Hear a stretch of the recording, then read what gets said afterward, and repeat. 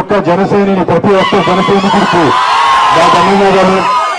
నేను మీలో ఒక్కడిని, కళ్యాణ్ బాబాయ్ కానీ జనసేన కానీ ఎప్పుడు ఏం కావాలన్నా కూడా ఒక చిటికేసి మీకు ఉంటాం.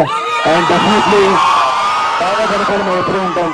మీరు చూశారు, అధికారంలో లేకపోయినా మన కౌలు రైతులకి కష్టాలు వస్తే ఏ అధికార పార్టీ రాలేదు, కానీ జనసేన ముందుండి పనిచేసింది.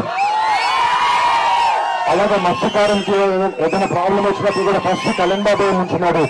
బాబాకి ఒక్కసారి మీరు అందరూ గెలిపించి అసెంబ్లీకి పంపిస్తే రేపు పొద్దున పిఠాపురాన్ని దేశం మొత్తం చూసే ప్రజలు చేస్తారు. దాని ఎటువంటి అసలు లేదు. అండ్ మీ అందరికీ రేపు పొద్దున చుట్టుపక్కల ప్రతి గ్రామంలో పిఠాపురం అంటే ఒక రేంజ్ లో ఉండేట్టు చూస్తారు. అంటే మాకు కూడా మా కుటుంబ సభ్యులకి చిన్నప్పటి నుంచి మేము నెల్లూరులోను మొగల్తూరులోను పెట్టి పెరిగిన తర్వాత సినిమా ఇండస్ట్రీ అటు ఇటు తిరుగుతూ ఉన్నాం.